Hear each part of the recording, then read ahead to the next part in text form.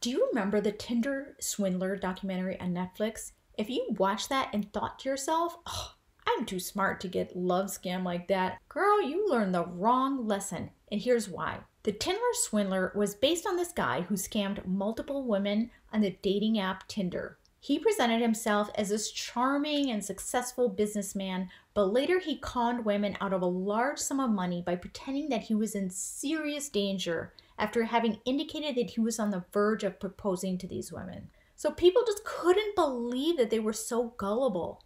But it's because they simply don't understand how powerful these techniques are and how polished and smooth these con artists can be.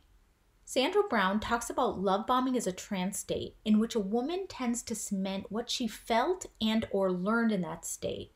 And that's why Brown says it's so difficult for her to believe he's a liar, a swindler, and a cheater because she learned all of those wonderful things about him in a euphoric trance state that has been deeply embedded in her memory before she learned of the other side of his Jekyll Hyde personality.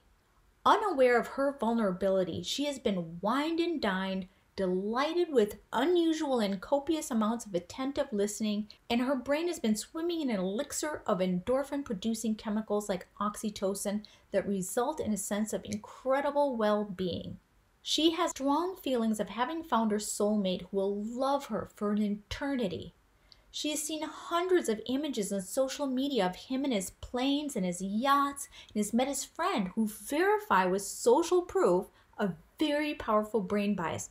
He is indeed someone special and rich. And once she has already sent Prince Charming the first wire transfer, then she also has to contend with the sunken cost fallacy, another brain bias that taps into loss aversion that makes it really hard for people to see that it is time for them to cut their losses and get out of a relationship before they lose even more. So yeah, once you experience state-dependent learning, social proof, and the sunken cost fallacy all rolled up into one, then you might be in a better position to judge the naivety of someone else.